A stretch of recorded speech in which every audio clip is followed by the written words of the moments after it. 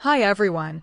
Today we begin with Yagmur Yuksel at a moment where her career is being shaped less by what she has already done and more by what she has not yet confirmed. After the conclusion of Kensisekleri, expectations around her next move became unusually intense, largely because Dylan was not just a role, but an emotional anchor for a massive audience. Reports about her involvement in projects like Kartma suggested a deliberate attempt to move into more concept-heavy storytelling, yet the lack of continuous, confirmed releases created a gap that fans quickly filled with speculation, theories, and even anxiety about her visibility in the industry.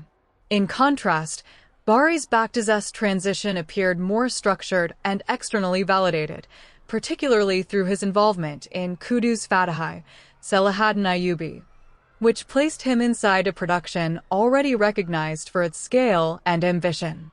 The significance of this move lies in the shift from intimacy to spectacle, where the camera no longer isolates emotional exchanges, but instead situates the actor within larger narrative compositions. For Baris, this meant that his performance had to adapt to a different rhythm, less about silent tension, more about presence within movement and action.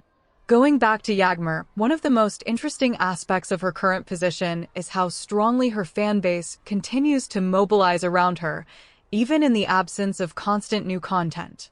Social media trends, fan voting campaigns, and discussion threads have kept her name active, which is both an advantage and a risk.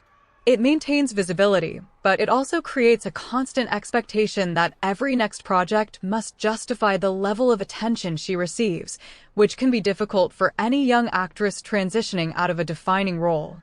Baris, on the other hand, benefited from a different type of audience expansion, particularly in international markets where historical dramas tend to perform well.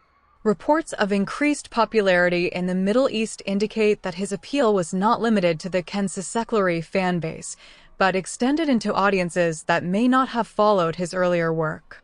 This diversification is crucial because it reduces dependency on a single project or pairing. Looking at both actors together, it becomes clear that their post-series trajectories are being shaped by entirely different pressures.